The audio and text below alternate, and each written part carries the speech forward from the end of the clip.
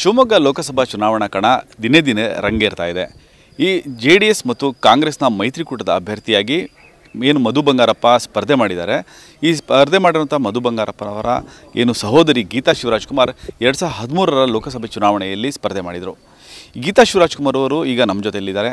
ಅವರ ಅನಿಸಿಕೆಯನ್ನು ಹಂಚಿಕೊಳ್ಳೋಣ. ಕಳೆದ 2 ದಿನಗಳಿಂದ ಅವರು ಶಿವಮೊಗ್ಗ ಜಿಲ್ಲೆಯಲ್ಲಿ ಪ್ರವಾಸ ಮಾಡಿ ಮಧು ಬರ ಪ್ರಚಾರವನ್ನು ಕೈಗೊಂಡಿದ್ದಾರೆ. ಅವರು ಕೇಳೋಣ, ಅವರು ಏನು ಯಾವ ರೀತಿಯಲ್ಲಿ ಪ್ರಚಾರ ಕೈಗೊಂಡ್ರು ಕೇಳೋಣ. ಮೇಡಮ್, ಯಾವ ರೀತಿಯಲ್ಲಿ ಪ್ರಚಾರ ಕೈಗೊಂಡಿದ್ದೀರಿ, ಯಾವ ರೀತಿ ರೆಸ್ಪಾನ್ಸ್ ಸಿಗ್ತಾ ಇದೆ?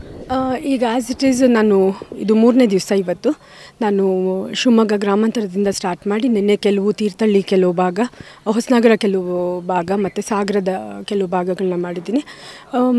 ನಾನು ಏನು ಮಾಡ್ತಾಯಿದ್ದೀನಿ ಅಂದರೆ ನಮ್ಮ ಮೈತ್ರಿ ಸರ್ಕಾರದ ಕೆಲಸಗಳು ಏನೇನು ಮಾಡ್ತಾಯಿದ್ದಾರೆ ಕಳೆದ 1 ವರ್ಷದಲ್ಲಿ, ಜೊತೆಗೆ ಏನು 5 ವರ್ಷದ BJP ಸರ್ಕಾರದ ವೈಫಲ್ಯತೆಗಳಿದೆ ಅದನ್ನು ತಗೊಂಡು ನಾನು ಜನರ ಮುಂದೆ ಬರ್ತಾಯಿದ್ದೀನಿ.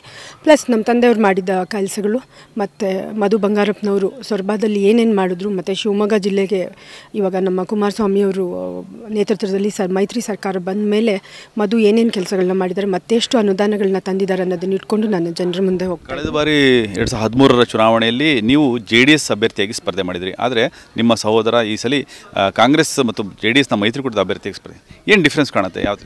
2014ರಲ್ಲಿ ನಾನು ನಿಂತಾಗ ನಾನು JDS ಅಭ್ಯರ್ಥಿ ಮಾತ್ರ ಆಗಿದ್ದೆ. ಇವಾಗ ಮಧು ಬಂಗಾರಪ್ಪ ಮೈತ್ರಿ ಪಕ್ಷಗಳ ಅಭ್ಯರ್ಥಿ, ಕಾಂಗ್ರೆಸ್ ಪಕ್ಷ ಮತ್ತು JDS ಪಕ್ಷ.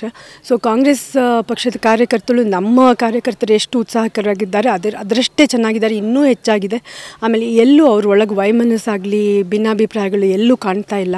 ಸೊ ಅದು ಮಧುಗೆ ತುಂಬ ಚೆನ್ನಾಗಿ ಹೆಲ್ಪ್ ಮಾಡೋಂಗೆ ನನಗೆ ಎಲ್ಲ ಕಡೆಯೂ ಕಾಣಿಸ್ತಾ ಇದೆ ನನಗೆ. ಸೊ ನನಗೆ ಮಧುಗೆ ಎಲ್ಲದರಲ್ಲಿ ಯಾವುದೇ ಡೌಟು ನನಗೆ ಕಾಣಿಸ್ತಾ ಇಲ್ಲ. JDS ಅಭ್ಯರ್ಥಿಯಾಗಿ ಮಧು ಬಂಗಾರಪ್ಪ ಅವರು ಏನಿದ್ದಾರೆ, ಅವರ ಒಂದು ಸಹೋದರಿಯಾಗಿ ಅಥವಾ ಶಿವರಾಜ್ಕುಮಾರ್ ಅವರ ಪತ್ನಿಯಾಗಿ ಬಂದಿದ್ದಾರೋ, ಅಥವಾ ಇಲ್ಲಿ ಜನ ಸೇರ್ತಿದ್ದಾರೋ, ಅಥವಾ ನೀವು ಈಗ ಕಾಂಗ್ರೆಸ್ನ ಅಥವಾ JDSನ ಮೈತ್ರಿಕೂಟದ ಅಭ್ಯರ್ಥಿಯಾಗಿ ಬಂದಿದ್ದಾರೋ ಇಲ್ಲಿ ಅಂತ ಹೇಳ್ಬಿಟ್ಟು ಆ ಥರ ಜನ ಸೇರ್ತಿದ್ದಾರೋ?